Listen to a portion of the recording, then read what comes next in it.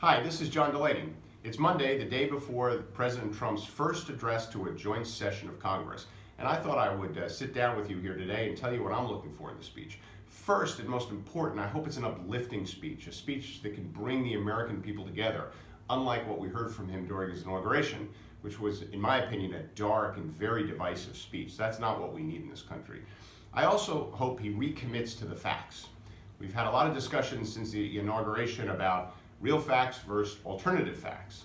And I think we all know that the truth is incredibly important in politics and in any kind of debate we have about public policy, and we need to get back to the truth.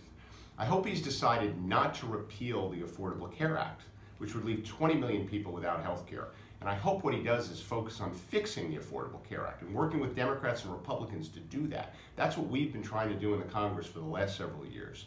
I hope he stops with this Muslim ban. Right? This is not who we are as Americans.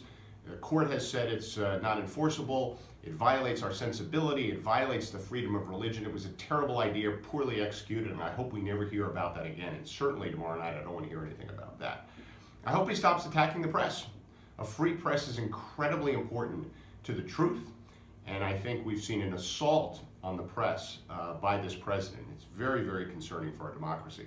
I hope he stops with this plan of building a wall along the Mexican border, which people think could cost over $100 billion.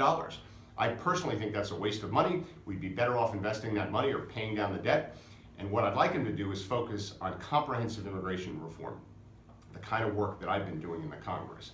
Infrastructure, he said, was a priority of his. It's been a priority of mine.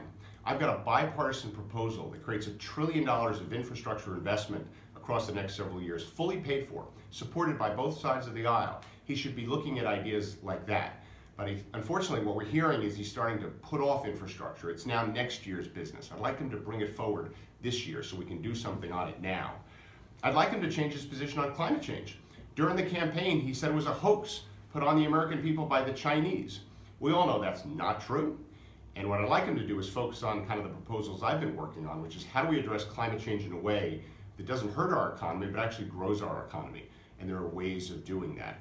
I'd like him to stand up to foreign leaders like Putin and have a more kind of firm and strong conversation as it relates to foreign policy with people like him. I'd like him to invest in diplomacy. It's incredibly important that we invest in the State Department and that we invest in our relations around the world who monitor things coming out of the White House very, very carefully.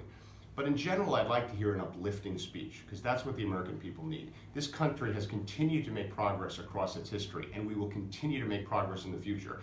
We're not worse off than we used to be, we're better off. The kids being born today are better than any kids ever being born in terms of the opportunities available to them. That's what he should be focusing on, and that's what I'd like to hear tomorrow night. So I hope you watch the speech. I'm certainly going to be listening to it very carefully. I'll be in the chamber, and I'll touch base with you after the speech, and we'll see what he has to say. In the meantime, enjoy your day, and we'll chat soon. Thank you.